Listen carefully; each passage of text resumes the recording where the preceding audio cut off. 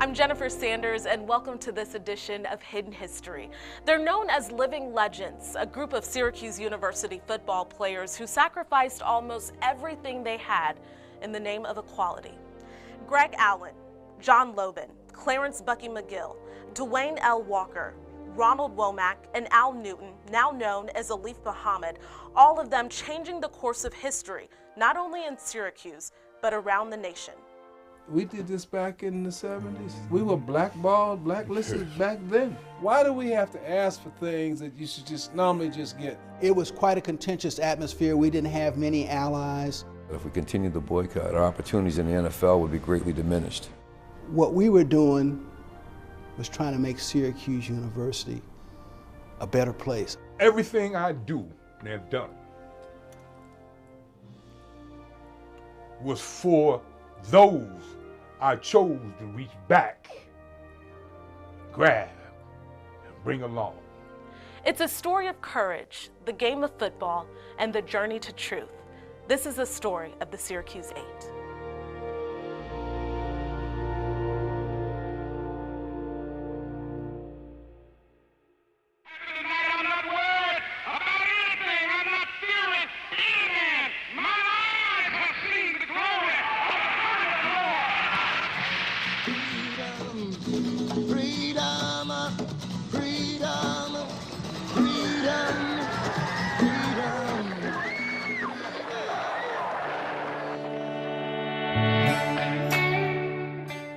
One small step for man.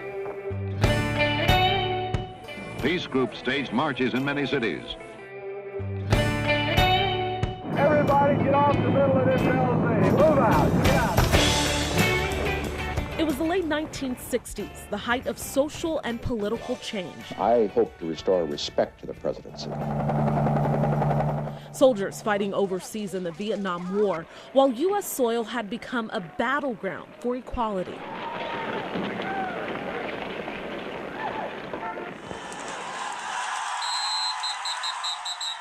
But away from all of that, a young group of African-American men attending Syracuse University, and they were living out their wildest dreams. I'm a first-generation college guy.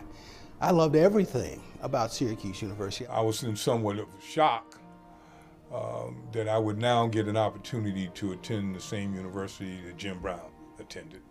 And being a Cleveland Brown fan at that time, that even exacerbated the feeling that I can get a chance to go to a top-notch school. Well, like most young men, one of my heroes, of course, was Jim Brown. And I knew that Ernie Davis was the first African-American to win the Heisman in Syracuse. Floyd Little was maybe several years my senior, and he had gone there. And so, and I'm originally from New Jersey. So it looked like a place, or seemed like a place where African Americans, especially football players, could do well.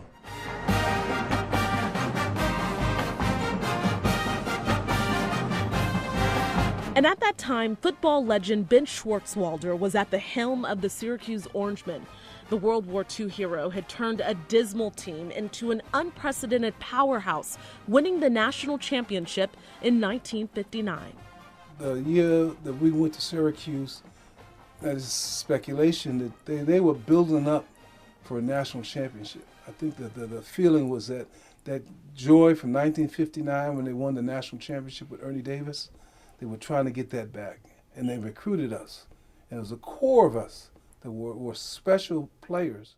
While many universities of that time wouldn't let people of color play football, Schwartzwalder was known for recruiting and developing black players like Jim Brown, Floyd Little, and Ernie Davis, the first African American to win a Heisman. Ernie Davis was a saint. He was such a wonderful person. If you knew Ernie Davis as much as a half hour, you were greatly impressed. If you knew him for a week, you loved the guy. And for the Syracuse 8, all of them very accomplished athletes from across the country, they were excited to follow in the footsteps of the greats when they came to SU in the late 60s. But early on, there were some signs that that legacy they were stepping into wasn't all that it seemed. My coach picked me up at the airport. And of course, I grabbed my bags, I throw them in his car. So we're driving from, of course, Hancock to the campus, and as you know, it's not that far of a drive. It's maybe 10 or 15 minutes from the airport. So we begin our conversation, and he says that, gee, Greg, we're really glad that you decided to come to Syracuse. We think you'll be a great addition to the football team. Too bad freshmen can't play. We think that we could use your talents. While you're here, we want you to get a great education and enjoy yourself, but also, we don't want you to date any white girls while you're here. I wanted a calculus class, and they said, well, the only time you can have calculus is at such and such a time, or you have to take an advanced placement. Well, I couldn't do the other one because it was during football practice. You don't interfere with practice. So you mean the only class I could take was an AP? And he said, yeah, and you're a football player. So the assumption was that I couldn't do this work. I mean, I got a B.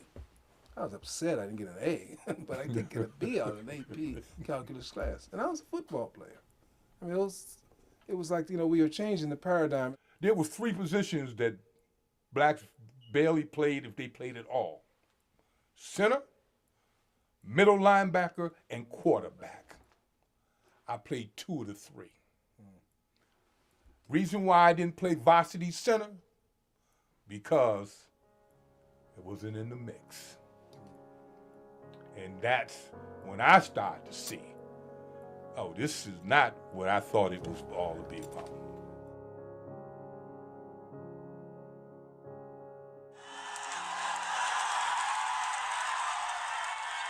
We played the University of Wisconsin.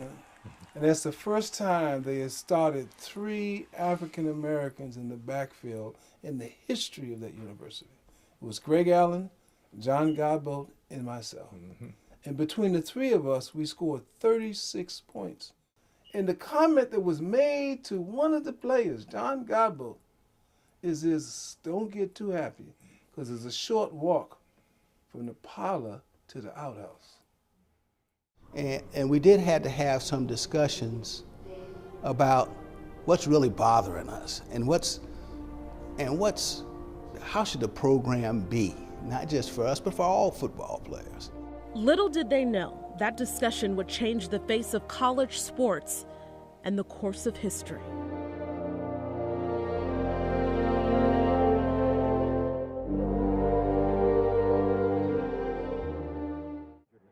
Practice, but it appears to not have slowed him up too much. Here he comes to the bottom of your screen to be lined up on the wingback side of the Syracuse offense. It's a 2nd down and 5 for Syracuse at their own 48.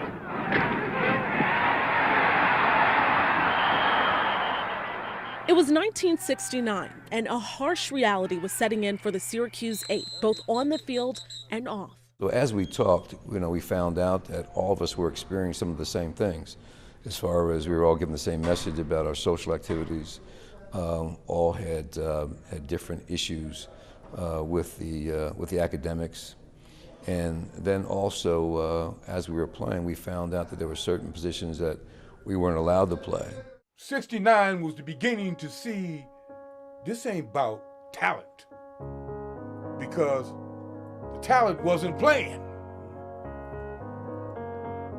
And that's when we realized things got to change.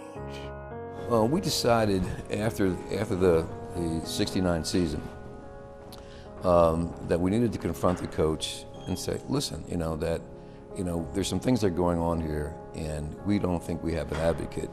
We would like to have a black assistant coach, someone that we could talk to, someone that could be our advocate for us. But it would be a while before that full-time advocate would actually come. So the Syracuse 8 formulated a plan to present a list of 4 demands to the university, not just for black football players, but for all athletes. Playing time and starting assignments should be based on actual achievement. If you earn a starting spot, you should play. And that's for all athletes, not just black athletes, but for all athletes. Academic support. When you go to an away game, most cases you will miss that Friday classes. When you return, you want to be brought up to date. The white ball players had student advisors. We had students that was in the class that advised us. Good and individually fitted protective equipment is important in injury prevention in many sports. We wanted what we called expert medical care for the football team. The issue with the expert medical care, and this is going to be a little shocking to you, our team doctor wasn't an orthopedic. By training and by practice, he was a gynecologist. I went in one day and saw Pilo draining a guy's knee. And he was pulling out the red and gray, because that's, you could tell that's the infection. But when the guy's eyes rolled back in his head, I backed right up out of that door. And the final piece that broke the ice and turned into a black and white issue was diversity. You need to hire a black coach. We don't need to hire anybody. We know how to do. No, you don't understand me. The players say the first three demands were ignored, while the fourth one became the most divisive. The response, of course, was that we were being militant, unruly, that we were being disruptive to the team, and that we weren't team players. We were being a little selfish. And of course, we decided that no, that's not the case. We're just looking for fair, equitable treatment. So they found another way to get the coach's attention, but they never realized it would capture the attention of the entire nation.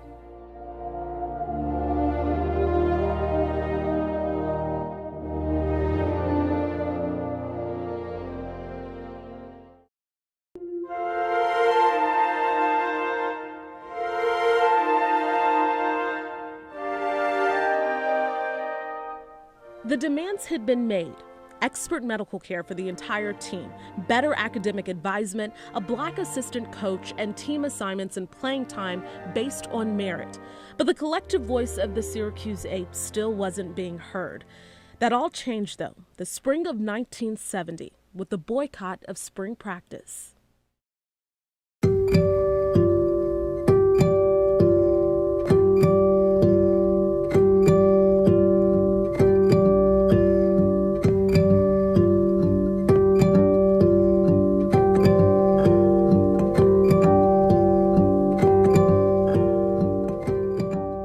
Jim Brown came in and was our mentor during boycott at one time.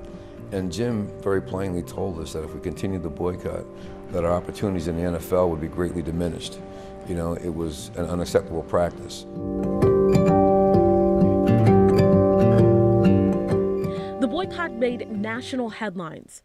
Man, I thought we had that game, man, but right at the very end, things looked bad. What went wrong, man? Radio legend Dr. Rick Wright remembers the exact moment when he heard the news. I turn on to 81, the signal is loud and clear, the news comes on the radio, and the newscaster indicated in his newscast that the Negro football players at Syracuse University were striking the team citing racism.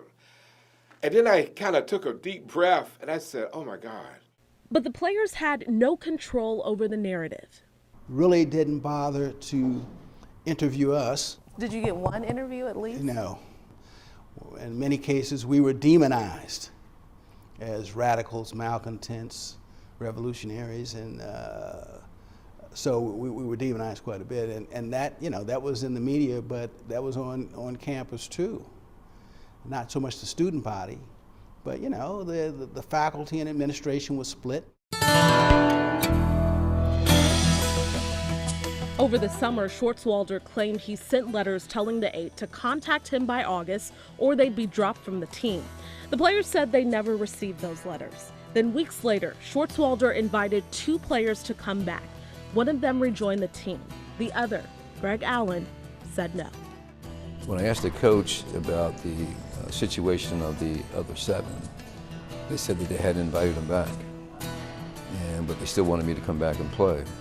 And so I told the coach that, well, since we all committed the same act, if vindication was for me, then it should be vindication for all. The 8 were later given a reinstatement document, but they never signed it. We were invited back, and we had to sign a letter saying that we were wrong for boycotting, walking off the field, and violating the code of athletes. You know, you're supposed to be at practice. And we outright, we're not signing that. A state commission stepped in, and the 8 were invited back to practice in September. But when they walked on the field, they were declared ineligible for different reasons and eventually suspended from the team. When we boycotted, I was a rising senior. I was going into my senior year, and I never played again. Many of them talented enough to go to the NFL, but their dreams never became a reality. And we had a personal invitation by Weeb Eubank to try out with the New York Jets. And there was about 4 or 5 of us from Syracuse who went down there. And Weeb Eubank, I'll never forget this, he walked out on the field and he said, "Newton, McGill, Walker, aren't you the boys from Syracuse?" And that was it. Although their football days were over, the 8 still had their academics. Syracuse University let them keep their scholarships, and they all graduated. But before they left, there was fallout from that boycott. SU Chancellor John Corbley created a committee to look into the athletes' demands. This lengthy report details a 10-week investigation, including interviews, that found, quote, the incidents relating to each of the allegations did occur. There was a line in the commission's report that, of course, I'll never forget. It says that institutional racism existed at Syracuse, both on the football team and at the university. And it was something that was unbecoming of the university, and the university needed to make a change. The Syracuse 8 had paved the way for change, but that still couldn't erase all of the pain. 36 years later, though, life as they knew it would change forever.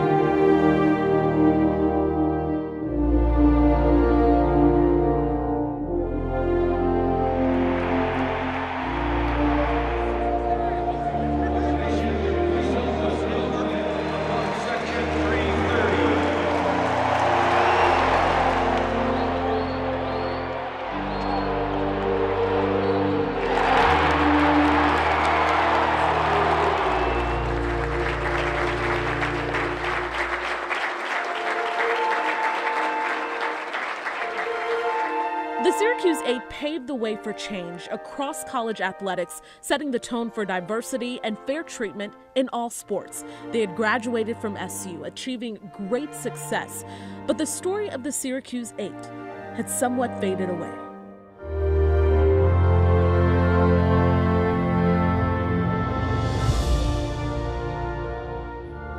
And we were moving on with our lives and our professions and our families.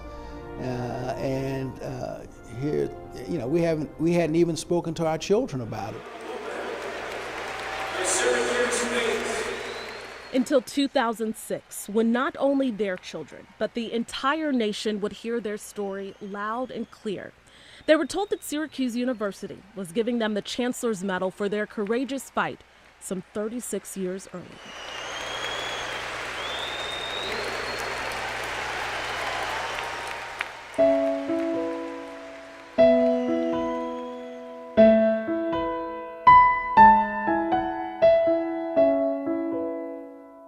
There was this misconception that we were just, being obstinate, militant, and trying to hurt the university, when actually we did everything but that, So to receive that medal for courage, it was just such a vindication, such an uplifting moment in my life.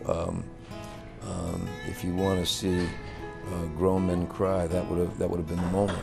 And at halftime in the Louisville game, they gave us jackets, which we earned in 1969 and didn't receive until 2006. That's why it looks brand new. All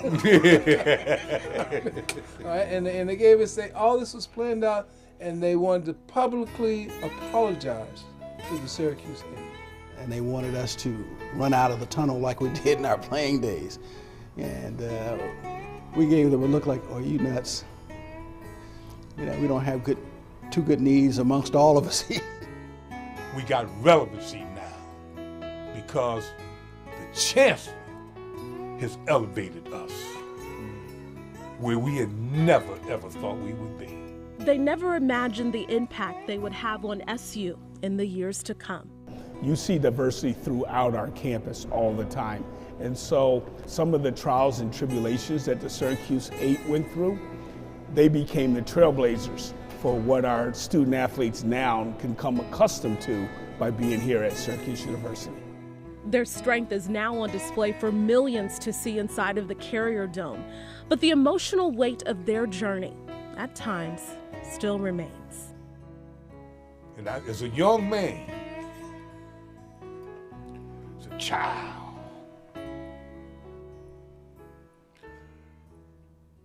I used to sit there and read the books, and look at the ancestors, and cry, feel their pain, understand the suffering.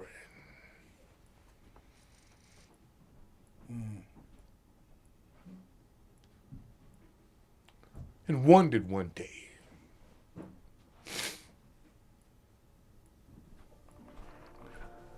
would my story ever be told?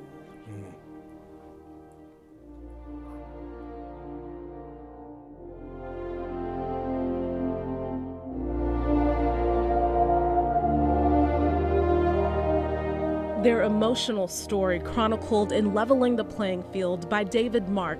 So now you can see through their lens a little more clearly. A story of struggle, courage, forgiveness, and redemption. The story of the Syracuse 8.